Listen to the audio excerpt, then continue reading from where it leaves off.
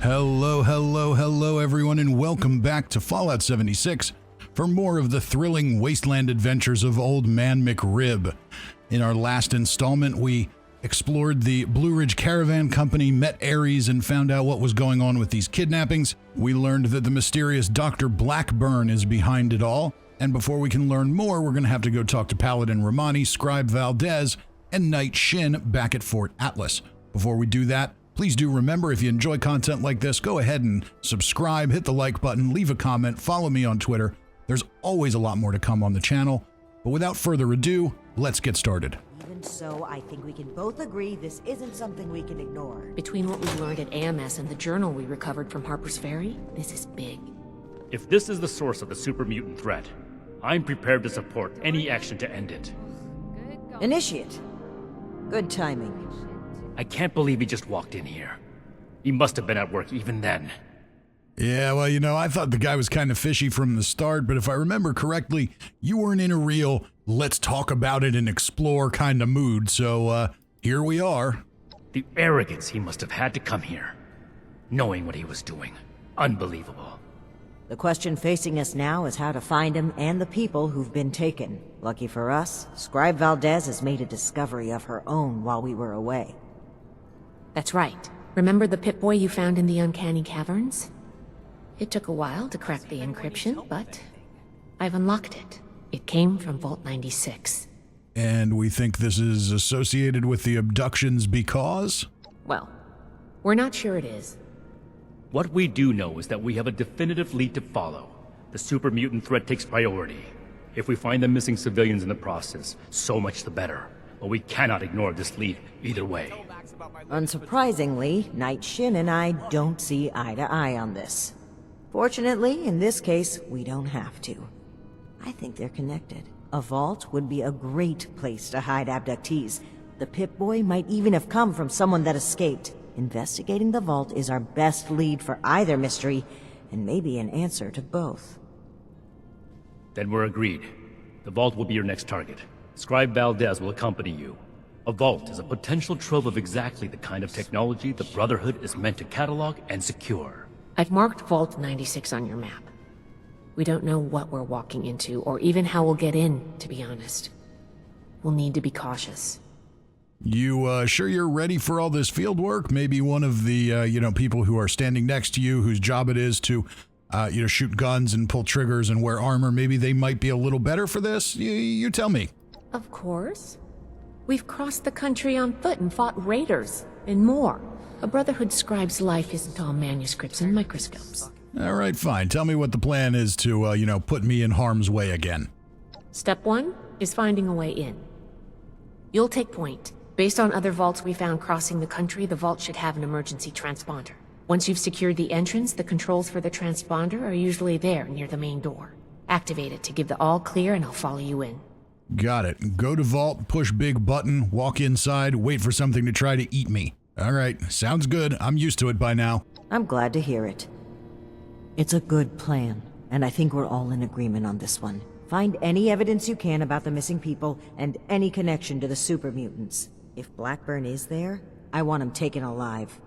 If he really is behind the abductions, he needs to answer for his crimes. You have your orders, Initiate. Good luck. Dismissed. After a relatively uneventful walk across the wasteland, we find Vault 96. It looks to be pretty unattended. Doesn't seem to be any security going on, but Valdez said we'd have to figure out how to get in, so I don't know, the door looks broken. How do we get in? Oh, we just walk in. Okay. All right, well, that was pretty easy. I didn't even have to push a big button. When we get in, we find some corpses.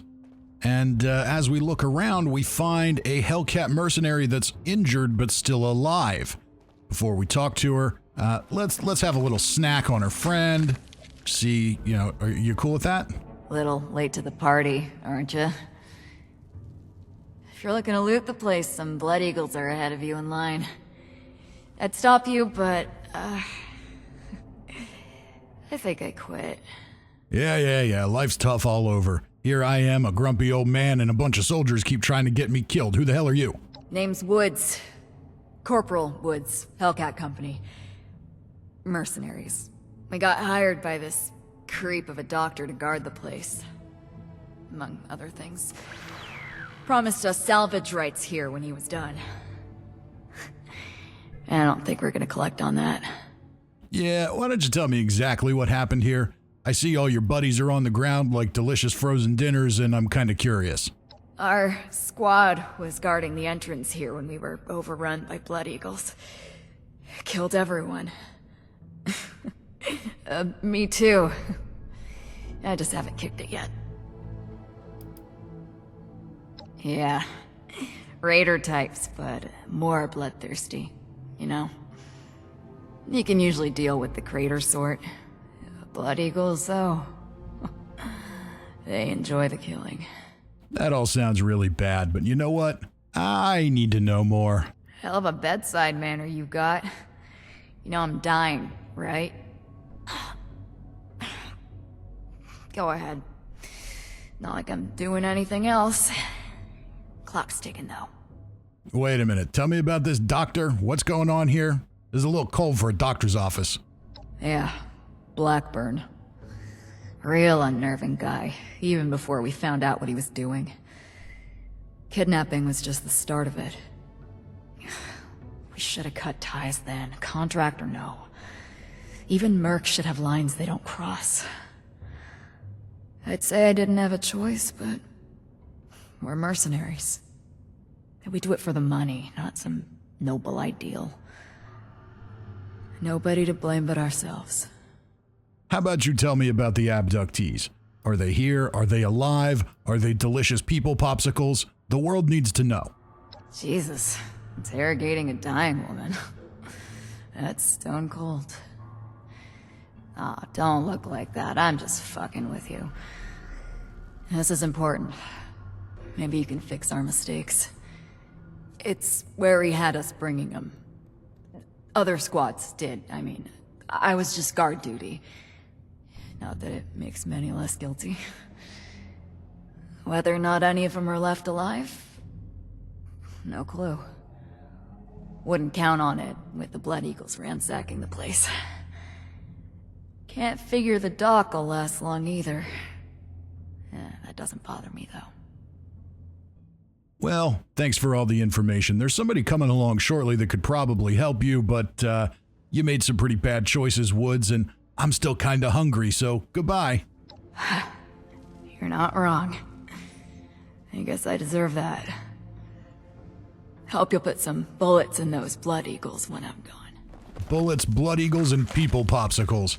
Sounds like my idea of a good time. Now, before we dive deeper into this quest, I think it's important to take a minute just to kind of set some expectations. This quest is one of the longest quests in Steel Rain, depending on how you do it. There is a ton of lore in Vault 96. Being brutally honest here, if I went through every terminal entry, every note, every holotape, everything that's in here, this episode would be 3 hours long. So I'm not going to do that. We're going to stick with the things that are relevant to the quest.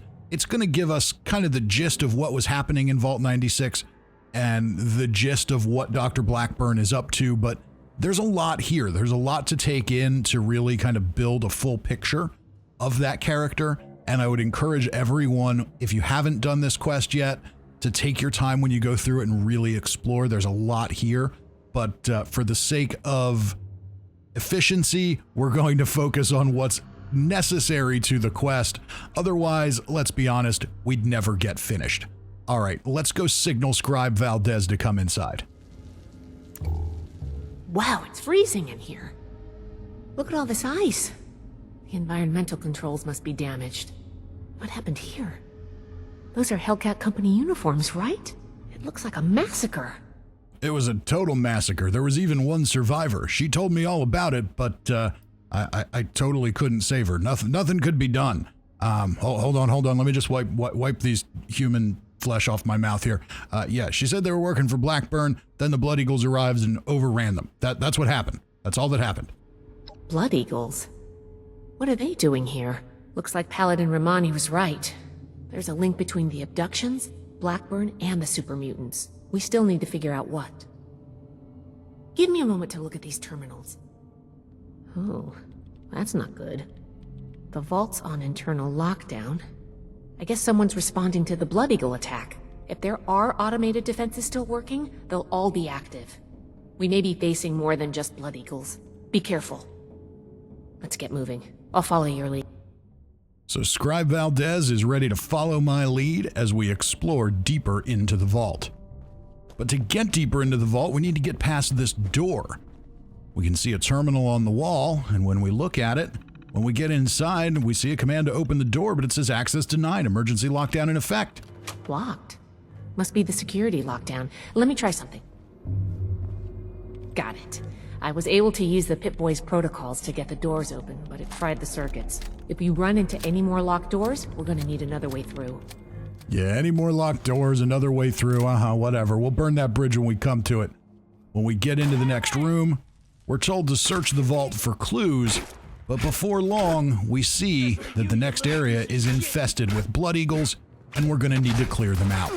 Fortunately, the fight isn't too difficult. While there are a number of Blood Eagles here, they're pretty well spread out, so there isn't really a situation where you're gonna get overwhelmed by massive numbers of enemies, which is particularly helpful. But once we finally do clear out all of the Blood Eagles, hunting them down in all the nooks and crannies of this place, we finally hear from Dr. Blackburn. It seems I have an excess of visitors today. Ah, yes. The one I met at Fort Atlas. I did hope we would meet again under more convivial circumstances. These are not they, unfortunately. I have no quarrel with the Brotherhood, but I must ask you to leave immediately. Please leave me be. I cannot be responsible for what may happen if you remain. I guess we found Dr. Blackburn. Looks like most of this place is locked off. We need to search everywhere, but our options are limited right now. I think that door labeled mainframe is stuck open, though. Let's start there. Fortunately, Scribe Valdez is very observant, so our next step is to head to the mainframe wing and look for clues. After hearing from Dr. Blackburn, it's fairly obvious that he's up to no good. We've known that all along, and yes, for those of you who are wondering, that is the same voice actor who did the voice of Joshua Graham in Fallout New Vegas. His name, and forgive me if I mispronounce it, is Keith Sarabaika. He's actually done a number of voices in the Fallout franchise, but this one sounds so similar to Joshua Graham, I did a bit of a double take. Before long, we hear from him again. This vault was a biological research facility. A small team of geniuses. Perhaps it is fitting that I found this place. I have been honest about my purpose, after a fashion, but less than forthcoming about its nature. Sadly, we had quite a bit of background noise during that bit of audio from Dr. Blackburn, but it does give us a little bit of insight into what was going on in Vault 96. Now, obviously, we need to find clues here, but before that's going to happen, we're going to have to finish clearing out these threats. There's robots, there's Blood Eagles, there's all kinds of stuff in here to try to get in our way, but once we do, we can take a look at the first clue. The first clue we find is a holotape titled FEV Research Log number 22.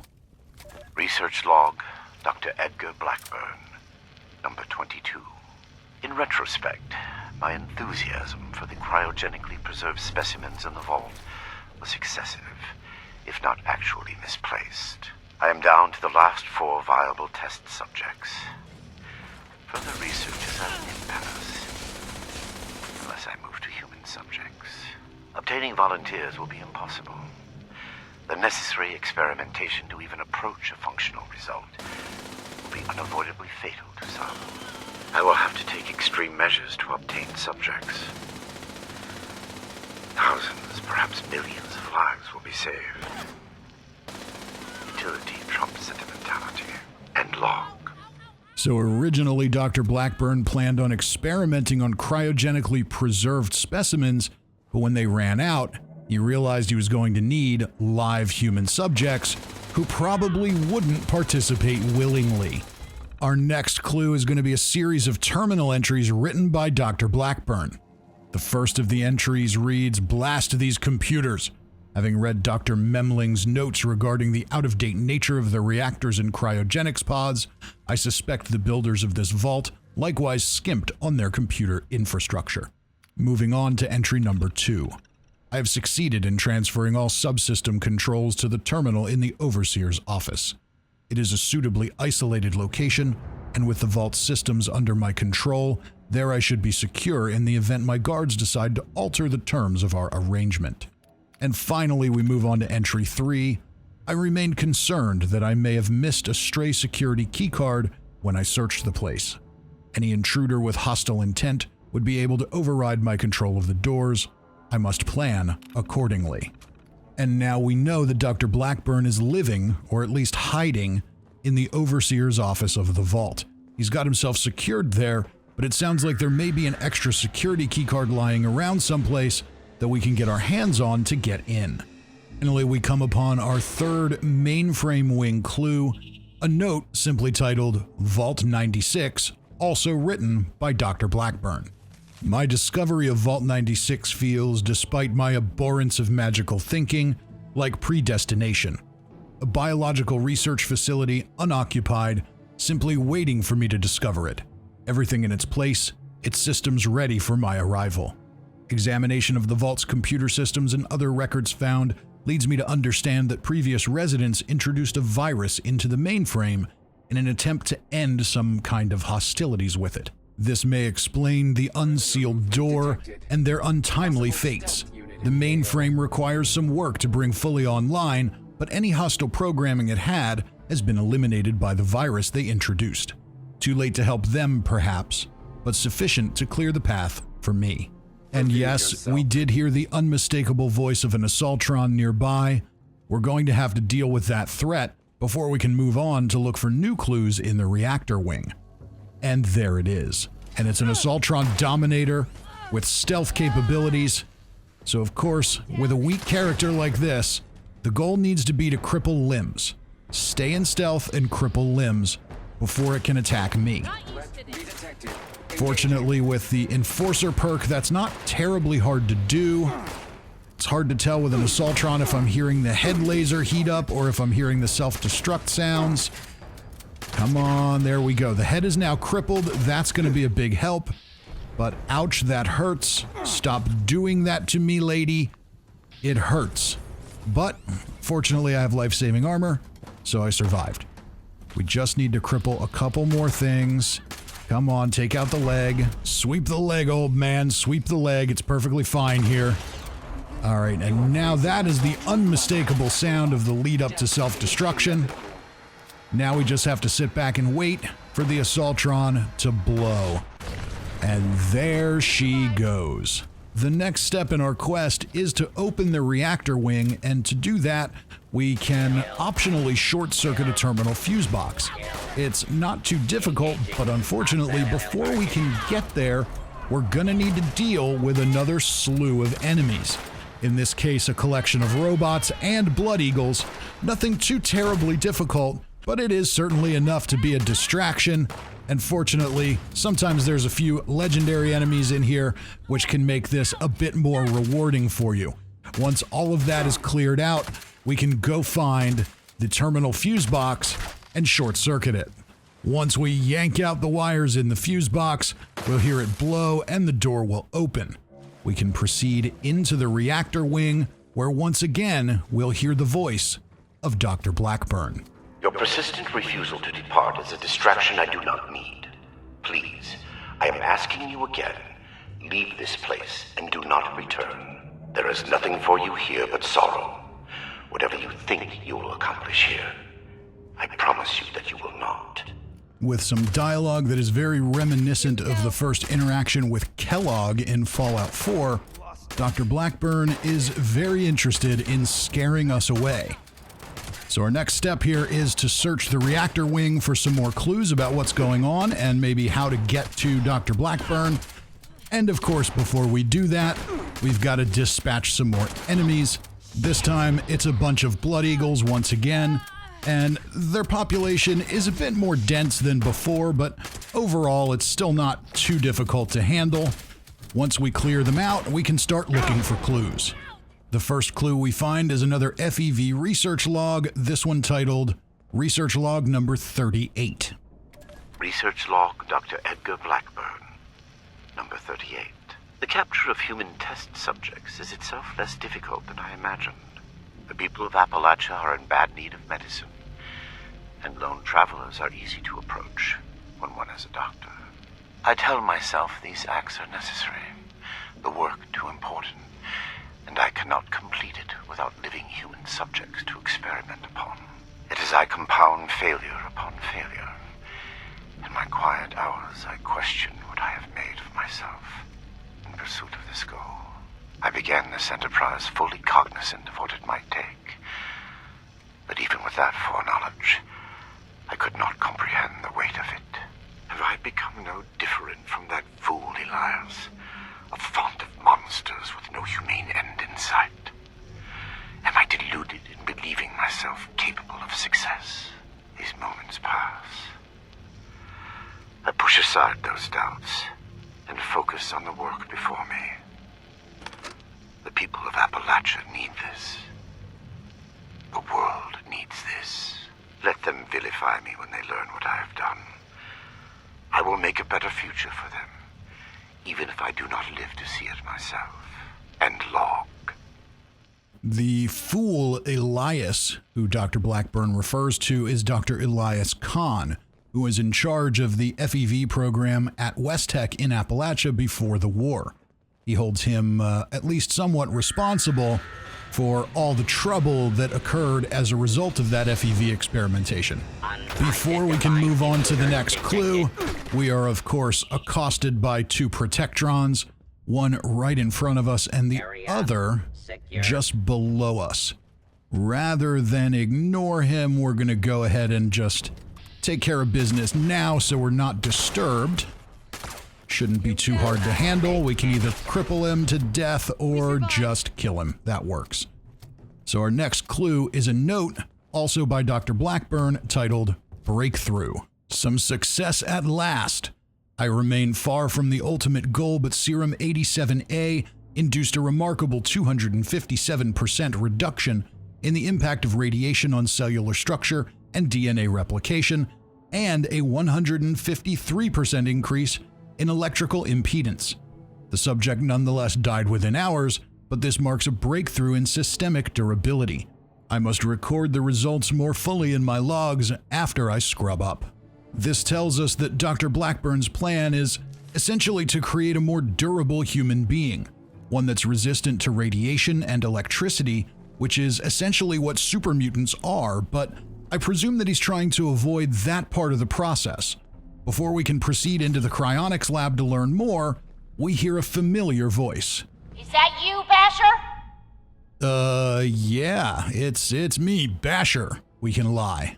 Wow, you're an even worse liar than I am. Wait, that voice. I know who you are. No, we don't know each other at all. You have no idea who I am, and I have no idea who you are. Oh, you're the one I talked to back at Fort Atlas. You know her? Listen, we're in a bad way here. Cut off from the rest of our people and the damn robots keep coming in waves. We need help. Oh yeah? Well, I thought you were a poor helpless orphan. So why in there with a bunch of blood eagles, huh? Because I totally believed you when you told me that. Because I'm a sucker. Uh-huh, yeah. Anyway. Hardy har har. Let's get serious and make it quick. I can help you and you can help me. What kind of help are we talking about, Tally? I've been trying to get us out of here since we've been locked in. I just found this vault security key card. Should open all the doors in this place. You help us, and it's yours. Uh-huh. Well, what do you think, Valdez? Because, you know, I'm nothing if not collaborative. Valdez? You got someone else out there? Should I be jealous? I don't think we've got much choice. We're going to need that key card to bypass the rest of the security doors. All right, Tally. Well, I guess you've got yourself a deal, at least for now. Now we're talking. Give me a sec to get the door open. Good thing Shin's not here. I don't think he'd agree to this. No shooting, boys. They're on our side. When we get in, we find Tally and her Blood Eagle gang engaged in a fight with a bunch of robots, and we're gonna have to help them fight the robots off. Or in the case of Old Man McRib, he's going to let them help him fight the robots off before what inevitably happens. I think we all know what's gonna come, but before we get there, first we gotta take care of some robots. Fortunately, the Blood Eagles are fairly well armed, and they act as an effective distraction that keeps the robots away from me. When they do find us, nothing the shotgun can't handle. We can cripple some combat inhibitors. That slows them down a little bit, but not a whole lot in this case. We're just gonna have to try to kill them. But first, I'll run away and use some of these Blood Eagles as a human shield. Where you at, robots? Let's take care of business. I'm getting a little hungry, and those Blood Eagles are starting to look mighty delicious. While this was a pretty tough fight, it does eventually come to an end, and when it does, we have a chance to have another chat with Tally Lang, and maybe go back on our earlier decision to ally with her and her friends because they're looking mighty tasty. Damn. Good thing you showed up when you did. Looks like I was right about you. Shame we keep meeting under these circumstances. We could get into some real trouble. Can't believe the Brotherhood bailed us out. Well, a deal's a deal. Key card's yours. Tally, it's a damn shame because I kinda like you, but I'm mighty hungry and I kinda want to make Valdez mad, so, sorry, we gotta put you down. Are you kidding me? What are you doing? This didn't have to go like this. I get a bigger share. Get 'em, boys! Oh, Tally, it absolutely had to go like this. There was no other way for it to go. Fortunately, her and her buddies, while they are well armed and pretty well armored, they can't stand up to the force of my walking cane. It takes a few minutes, but eventually they'll all go down, even Needles here. I can just beat him to death with a cane. I don't even have to get him to engage in an ill-advised illegal street race to prove I'm not a chicken. But once the Blood Eagles are all dead, we'll of course take a few moments to find out if that's what they taste like. And well, you know, it's been a while since Old Man McRib's had any chicken, so it's kinda hard for him to know, but sure, why not? They taste like chicken. Sadly, there's one more that needs to be cleaned up. It's the one in power armor. Scribe Valdez has him whittled down a little bit, but we're gonna need to do a little more damage to clean him up. And of course, Scribe Valdez will chime in once he's dead. You shouldn't have done that, Initiate. There didn't need to be any more killing. Yeah, I don't know if I agree with you on that, Scribe Valdez. Killing is fun, and you know, it's free food. Even canned food like this one, which she doesn't seem to have a problem with. Before we can move on, we've got to go back to Tally Lang's body and retrieve the Vault 96 keycard. When we're done here, we'll have a team check all these pods. There might still be someone alive in one of them. Almost immediately after entering the cryonics wing, we find another clue. Research log, Dr. Edgar Blackburn, number 57. I begin to doubt my own sanity at times. My efforts, while not without progress, continue to fail to bear real fruit. The FEV seems almost deliberately malignant, as if it had a consciousness, and rejects my every attempt to bend it toward a benevolent end. I've come to recognize the signs of imminent metastasis and conversion to the so-called supermutant state. I am ill-equipped to deal with the product of such failure, and have taken to disposing of these unfortunates outside the vault itself. I regret that my current methods of disposal may, in the short term, increase the supermutant population in Appalachia, but it cannot be avoided. End log.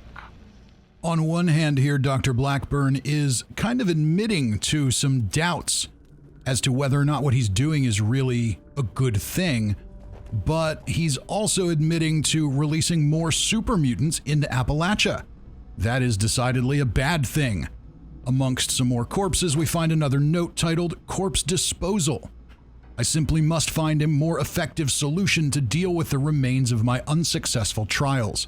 It is effective enough to simply release those which begin transforming, but the subjects who die in the process remain a problem. Storing them in a disused portion of the cryonics lab suffices in preventing decomposition and its concomitant odors from becoming an issue. but even the most materialist of scientists cannot escape the uncanny feeling generated by the close proximity of a large number of human corpses. Before we can read the next note we find, we'll again hear the voice of Dr. Blackburn. These vessels were once filled with specimens, stocked here so that captive scientists could turn them into perversions of nature. Like Westtech, they concerned themselves only with whether they could do these things, not what benefit they might bring. At best, they made weapons. Such a pointless waste. I have turned what they left behind to better ends. So what we hear from Dr. Blackburn here is kind of intriguing from a psychological perspective. We know that he's been questioning his own motives. He's been questioning whether or not what he's doing is really ethical or whether it really can succeed. And he's convincing himself that it is, even though maybe he truly knows better. And what we see here is an example of, for lack of a better word, deflection. He is, he's not in an argument with the scientists that he's criticizing here, he's in an argument with himself, and he's rationalizing his own behavior by deflecting to the things that they did wrong and making himself sort of feel better that what he did, what he's doing is okay because he has an end goal in mind that is more noble than their end goal was, or at least he believes it to be more noble than they did. Let's read the note. Reminder to myself, when the Hellcat Company next delivers new specimens, I must request that they bring in more chemicals. Supplies are running thin and I detest inaction. I would venture out myself for this purpose, but my experiments currently running do not permit my absence for any length of time. Clear instructions must be given to overcome the gaps in education and chemical literacy. That is not a mistake, I will repeat. On the following page, we see a list of the chemicals that Dr. Blackburn wants them to acquire, and in order to prevent a little bit of embarrassment on my part, I will not even attempt to pronounce the names of the chemicals on this list. I think we all get the point. Soon after entering the research wing searching for more clues, we hear from Dr. Blackburn. I regret the ugliness you find here. The things I had to do. They were necessary, but that necessity made them no more pleasant or palatable. Seeing these things, I imagine you must intend to kill me. I do not blame you for this. We're supposed to bring him in alive. Don't forget that. No matter what we've seen here. Don't worry, I'm sure I won't be able to kill him no matter how much I want to. Research log, Dr. Edgar Blackburn, number 112. My work's demand for human subjects has increased dramatically as I make ground toward my ultimate goal. To this end, I have contracted with a group of mercenaries calling themselves the Hellcat Company. Trustworthy, if such a term applies here. They display a useful moral flexibility. They do not question the nature of my work, or my need for human subjects. And I do not illuminate them. Already they have begun acquiring new subjects at a far greater pace than I could, and a contingent remained to guard the vault itself. I must be careful. A mercenary is only as loyal as their pay, after all. My control of the vault security systems keeps them in check. For now. End log. So this gives us a bit more background on the how and why Dr. Blackburn chose the Hellcat Company to help him get subjects. He was having a hard time doing it on his own, and they seem to have a proficiency for it. Well, that kind of seems logical, if not diabolical. Our next clue, we find a terminal with a number of entries on serum trials, but most importantly, an FEV research log number 5. Research log, Dr. Edgar Blackburn, number 5. The creators of the forced evolutionary virus were idiots savant. They saw weapons, soldiers to win a war that would end almost as soon as it began. They had discovered a means by which we could seize the reins of human evolution, and all they could envision was more efficient death. My colleagues at Westtech were likewise fools. They made the virus a plaything at Huntersville, their ant farm, shaking it to watch them scurry. The FEV was never meant to create abominations. At its core is something wondrous and hopeful. I will free it from what they made of it. Humanity will have the future it should have had, and a better human will build that world, free from fear and log. Here, Blackburn starts to sound a little less like a scientist and a little more like a self-appointed artist, someone who sees beauty in FEV and thinks that it can do more than it was really intended to do. Maybe he's right. We don't really know. We find a number of entries on serum trials. We'll start with number 89C. Serum 89C marks the first improvement over 87A. I had felt so certain that I was on the right track after those results, but the next several iterations were utter failures. 89C at least shows further improvement in radiation and electrical resistance. The FEV fights me like a cornered animal. Every adjustment seems to cause cascading problems in the rest of its effects. I persist. I must prove superior to the puzzle it presents me. Number 102F.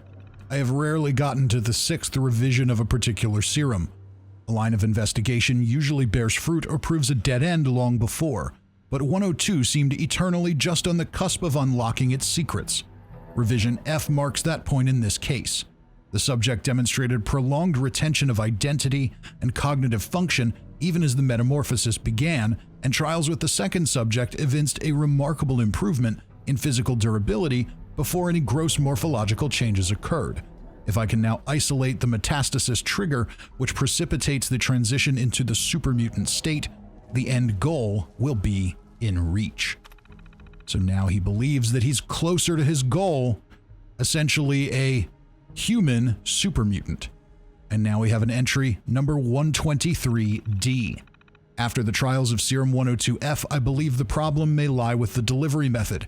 Direct injection of the serum resulted in the same metamorphosis as ever, with similar time curves. However, introducing the serum into the food, air, and water supplies of the subject's chamber produced a prolonged offset in transformation. I hypothesize that introducing the virus directly to the bloodstream creates an immediate immune response that itself is the catalyst for transformation.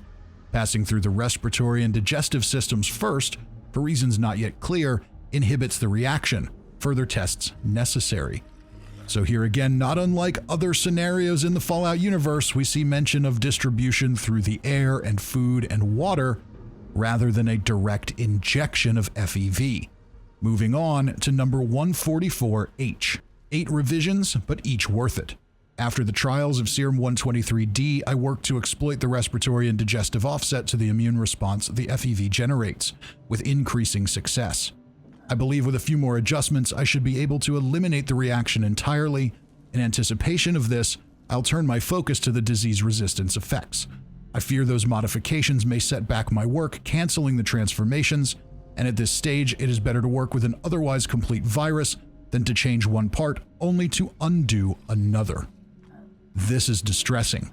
What he's saying here is that because he has essentially achieved everything else he wants, he's willing to just give up on the part of the research where he stops the virus from turning people into super mutants. So he's come this close. He's come so close to what he wants, but ultimately he wants a perfect effect, and he's more willing to accept the reality of a super mutant than to risk going back and forth. He's willing to compromise. And this, of course, is a huge problem, because if he distributes this, he's going to turn everyone into super mutants. So we still need to search for more clues. Looks like there's 1 or 2 more clues.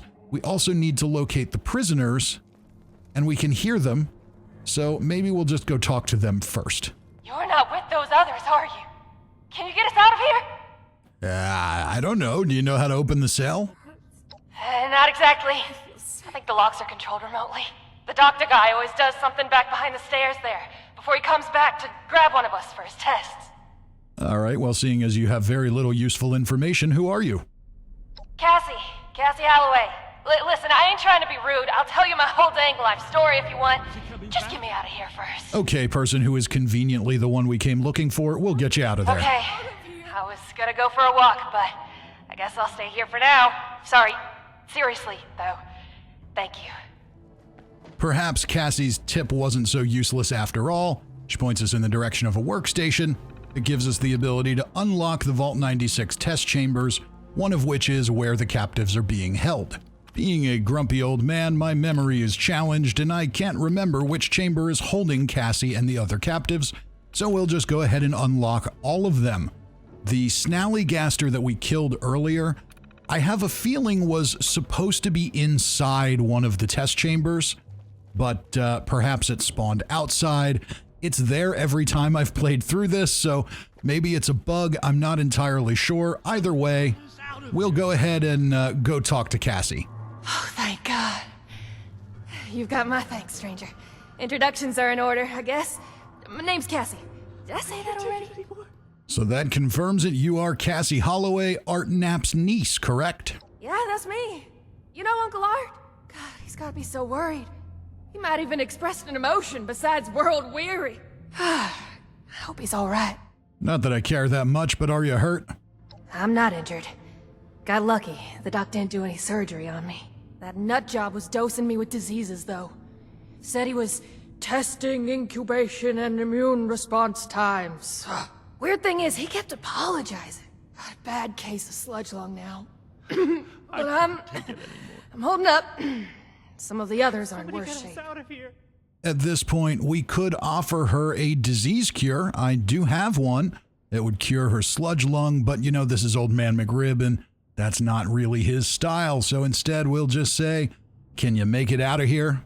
Maybe I could, but there's no way the rest will. I don't even know where we are, but I'm guessing we're not close to civilization. These folks won't make it a mile in their condition. It's better if they stay here. When we've cleared the vault, I'll radio Fort Atlas. They can send the medics with the recovery team and get them to safety. Whatever Fort Atlas is, that sounds good to me. Thanks kindly. I'll leave some food and water for you to share until help arrives. You're a peach. All right, Cassie, you and your friends sit tight. I'm going to go not be allowed to murder this doctor, and help will be on the way soon. We ain't going anywhere. Hey, if you run into that crazy doctor, give him a kick for me, all right? Give him a kick for you? What game engine do you think this world is built on, Cassie Holloway? Kicking. There's no kicking. And at this point, we've got to open the door to the Overseer's office. But when we get there, we find that it's sealed up tight, and we're going to need to find a creative way to get in. But not until Dr. Blackburn tries to convince us to leave him alone one last time. Though it seems futile, I ask one final time. Leave this vault and the things you have seen. You cannot change what has happened here. Leave me to this cold and lonely place. The card doesn't work? Blackburn must have overridden the door codes. Probably guessed the looters might find a key card eventually if they had the run of the place. Well, you're the smart one here. Can't you do anything? From here? If I had more tools, time, and some schematics, sure. Under the circumstances, we'll have to get creative. These doors are hydraulically sealed. If we can find the lines that feed to this door, we might be able to cut the pressure holding it shut. Look for a utility room nearby. Yeah, that sounds complicated and like a lot of work. Instead, I'm going to try and just beat on it with my cane for a little while and see if it opens. Come on, anytime now. Yeah, I don't think this is going to work. It's very, very sad that I can't just beat this door to death with my cane like I can some Blood Eagles, so I guess we'll have to go disable the hydraulics in the utility room to get the door open.